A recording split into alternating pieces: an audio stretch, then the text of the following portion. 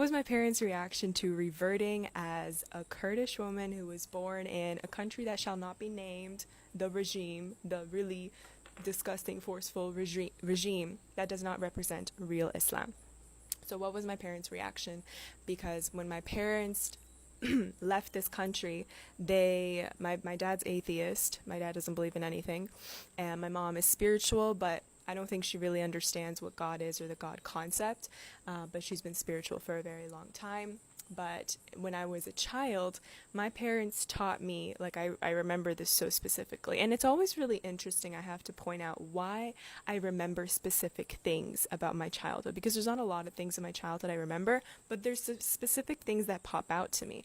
And one of the things that pop out to me was this little conversation. I don't even remember, it wasn't even much of a conversation.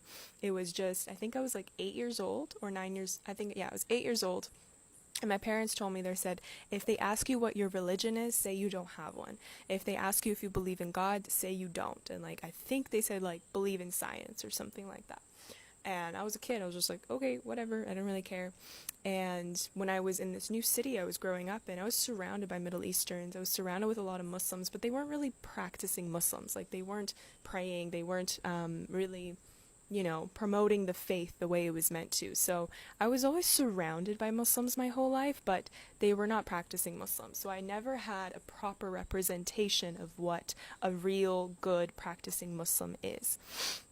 Anyway, so my parents' reaction. So, first I got the reaction of my mom, and so this is how it all kind of came out. Like, I came out as a hijabi, that was the first thing, and I didn't really say much about reverting to Islam. Like, I kind of waited, and like, I kind of was like slowly posting about the Qur'an, posting about how like Islam is the truth. I never said it that I was reverted as Muslim. The only thing I came out with after I took my shahada was, I'm a hijabi now. That's all I said. I didn't say anything about reverting to Islam. I mean, technically I did say something about reverting to Islam because I started talking about Sufism as well. Anyways, so the first thing my mom said was, she didn't really, like, we didn't really have a conversation. I post on social media, she sees all my content, she comments on my things. That's like our communication really right now. I call her like once in a while and stuff. And so she was commenting on all of my content. She went into full like interrogation mode because she has an understanding of Islam that is not true. What the regime promotes is not true, and what any extremist promotes of any religion is not true. It's not the true religion. And so she went into like full on, she was really triggered. She was really triggered by the fact that I was hijabi. She didn't really care about anything else really. I mean, she didn't really know that I was really, really a practicing Muslim now. But she did not like the fact that I was covering myself because she has a history of her family history being forced and abused to wear the hijab at home, like literally in her own household. So obviously there's a lot of trauma there, and I had full compassion for her experiencing this reaction towards me. So she was just like commenting all these things, trying to like debate me, basically saying that like I'm wrong for believing in Islam. And I would always respond with really respectfully, I love my mother, she loves me. I would respond really respectfully in the comments. And then a couple days later, I don't remember what it was, I called her. Oh yeah, we were having like a text message conversation, and like I was starting to feel really triggered by her because like she's my mom, I want my mom to like really love me and accept me for who I am. And I was feeling this tension from her. Obviously it was her projecting her trauma. It had nothing to do with her not loving and accepting me. She was projecting her trauma. So hot, I need a little break. I live in Costa Rica, if you didn't know. Okay, anyways, back to the story.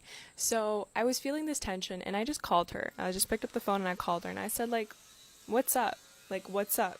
You want to talk? Like, let's talk. Like, let's be adults about this, And I'm like, I feel like you're not really accepting me. You say that you love me, you say that you accept me, but then you say things that are contradicting that, and I don't like that. That's like upsetting me. And so she just started like going off, and then I just kept asking. I'm like, I don't remember what it is that I kept asking her. I'm like, but why did you say this one sentence? This was really disrespectful, what you said. I don't remember what the sentence was, but I just kept repeating it until she understood what she said was really rude, like it was disrespectful. And then finally she understood and she was like, oh, okay, I'm sorry. Like, I get it now. And then that's all I wanted. I just wanted acknowledgement. I just wanted a piece of acknowledgement. And for her to understand where her perspective was coming from was ignorant. It was ignorant. And I understand it's from trauma, but it's still ignorant to not open your mind and be educated to like, hey, what is my daughter doing? Like, let me get educated about it. You know, not from a perspective that's a propagated government perspective. Like, faith and religion has nothing to do with government, okay?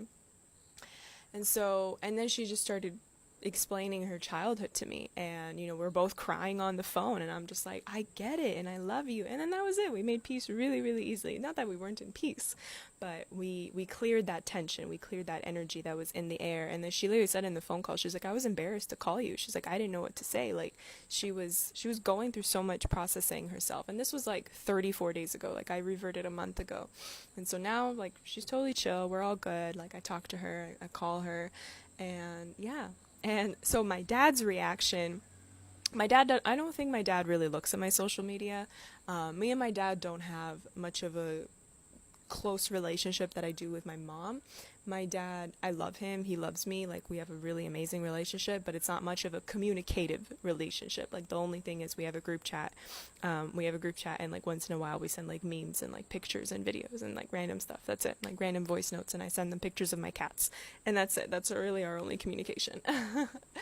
And so my mom told my dad that, hey, your girl's Muslim now, like, just. And I'm like, why did you have to do that? Like, I could have came home, because I'm going home in a couple weeks. I'm like, we could have just made this so much just chill, I'm like, it doesn't have to be such a big deal.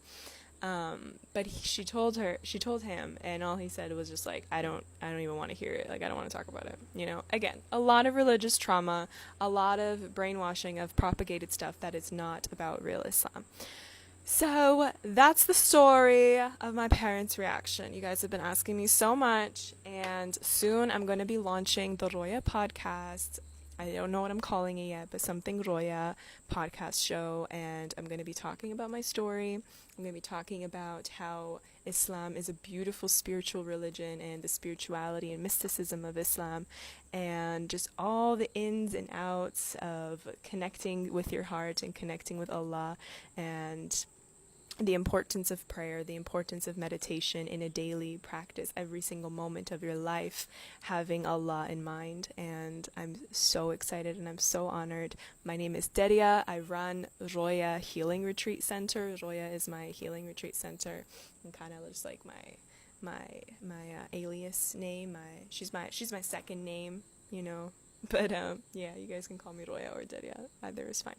I love you all so much, and have a beautiful day. Subhanallah.